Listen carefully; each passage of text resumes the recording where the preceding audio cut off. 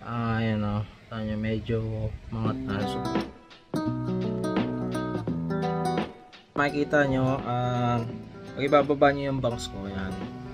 Dito, merong pang buhok. Ayan o. Meron pang buhok. Pero dito sa part na ito, makikita nyo, wala na. Magaya no, yung part na napapanot na, nauubos na yung buhok. O nalagas na siguro kasi kakasuklay ko ng pagganon, nahatak ko lagi. Nakikita nyo yan. So gagamitin natin yung minoxidil na pampatubo ng buhok, kung effective dito sa ano ko, sa anit ko. Ngayon itong bangs kung susuklayin natin ng pababa, ito, itong part na to, may nakikita nyo yung tubo ng buhok hanggang dito. Pero sa part na to, makikita nyo kahit suklayin ka ng pababa, wala na. Kasi yung part na to, ito yung part na napapanot o nalalagas na yung buhok. Kakasuklay ko ng paganon, nalalagas siya. Nakita nyo, medyo nakaangat na siya. Kung malipis na dito, kumpara niya dito sa kabila. Kaya naman gagamitin natin yung minoxidil na product. Tingnan natin kung epekto rito sa noo ko.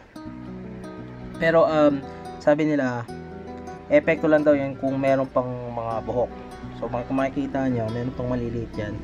Yung dami nila, oh. Kaso hindi lang siya malilipis, tas parang hindi sila malaki o mahaba.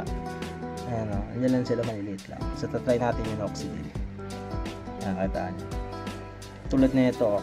Pero medyo ano na nito, umangat na. Hindi tulad na itong isa, talagang malipis na sobra. So gagamitin ko na lang cotton buds, konti lang para hindi kumalat, para safe.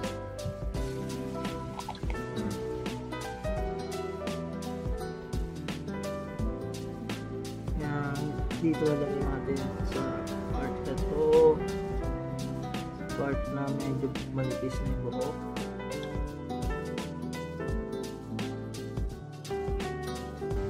So yan na nga mga ka-epas, base sa makikita nyo, ano to, halos 2 months na paglalagay ng minoxidil dun sa buhok ko.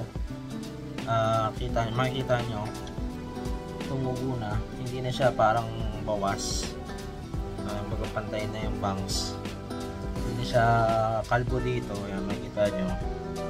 Yan.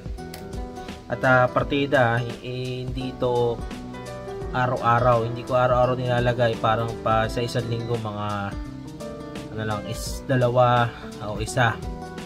Kita, paano pa kung araw-araw? Kita nyo, hindi na siya parang kalbo, parang makikita nyo sa lumang video, parang umangat siya dito.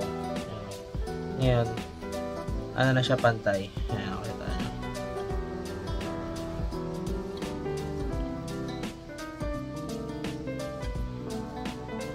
Kumbaga, laking tulong to kung napansin nyo nakakalbo na yung buhok nyo. Lagyan nyo na ng minoxidil.